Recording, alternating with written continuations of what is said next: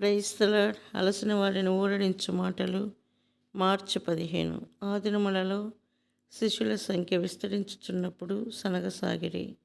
అపోస్తల కార్యములు 6:1. దేవుని పని ఎప్పుడైతే విస్తరించునో అప్పుడు సనుగులు ఆరంభమగును. ప్రతి సమాజంలో సనుగులుండును. ఆరంభకాలపు సంఘములో హెబ్రీల మీద గ్రీకు భాష మాట్లాడే యూదులు తమ అవసరతలను నిర్లక్ష్యం చేయుచున్నారని సనగసాగిరి. ఇది చాలా సున్నితమైన ప్రశ్న మరియు చాలా కఠినమైన ఆటంకము. అపోస్తలులు దీనిని ఎట్లు జయించిరి? మనము 2వ వచనంలో జవాబును కనుగొందాము. అపోస్తలులు సమాజం అంతటిని పిలిచి వారితో, మేము దేవుని వాక్యం బోధించటం అని ఆహారము పంచిపెట్టుట యుక్తము కాదు అనిరి. వారు ఉపవాస ప్రార్థనలు చేసిన తర్వాత పెద్దలను ఏర్పరిచి నియమించిరి. మనలో అనేకులము ఆ విధముగానే శోధించబడదుము. మన మొదటి పనిని విడిచి రెండవ దానిని చేయనట్లు సాతాను తరచుగా శోధించును. ఎవరైతే సువార్త ప్రకటించమని దేవునిచే ఆజ్ఞాపించబడిరో, ఎవరైతే పరిశుద్ధాత్మచే అభిషేకించబడిరో వారు ఇప్పుడు బల్లల యొద్ద పరిచర్య చేయుచున్నారు. వారు ఎవరో ఒకరు ఈ పని చేయవలెను కదా, మనము చేయకపోతే ఎవరు చేయుదురు అని అందరు. నిజమైన విషయమేమనగా, దేవుడు నిన్ను బల్లల యొద్ద పరిచర్య చేయుటకు పిలిచినా లేక వాక్యం ప్రకటించుటకు పిలిచినా నీ అంతట నీవే దీనిని తెలుసుకొనవలెను.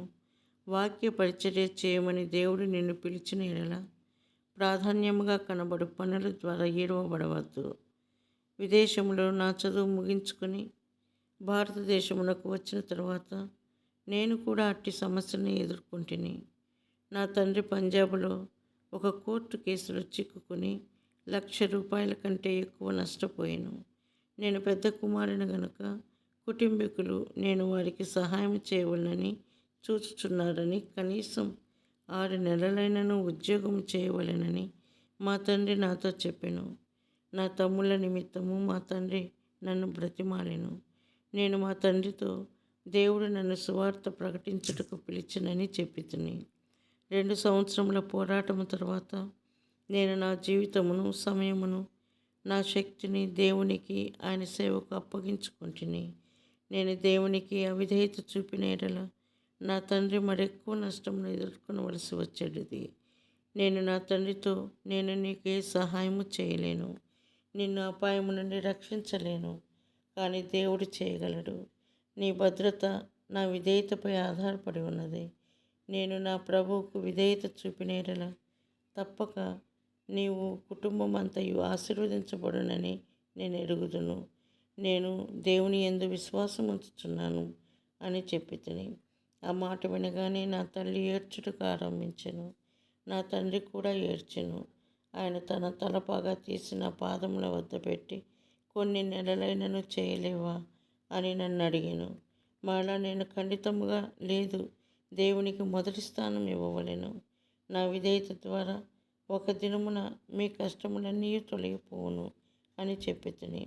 ఆ తర్వాత నేను ఎప్పుడు పంజాబ్ వెళ్ళినను నేను దేవునికి విధేయతను చూపుటను బట్టి దేవుడు వారిని అత్యధికముగా ఆశీర్వదించుటచే వారు నాకు తమ కృతజ్ఞతలు తెలియచేయుచుండెడివారు. నేను ఊహించిన దానికంటే అత్యధికముగా కుటుంబంలోని ప్రతి ఒక్కరును ఆశీర్వదించబడిరి. వారు మేమేమై ఉన్నామో అది అంతయు నీ ప్రార్థనను బట్టియే అని అందరు.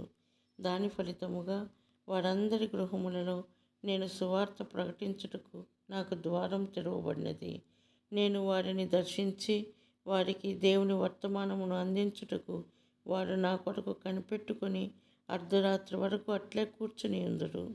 నేను ఆరంభంలో వారి మనవికి లోబడి దేవుని పిలుపుకు అవిధేయత చూపించుటకు ఎంత అధికముగా శోధించబడితేనో ఇంకనూ నాకు జ్ఞాపకం ఉన్నది.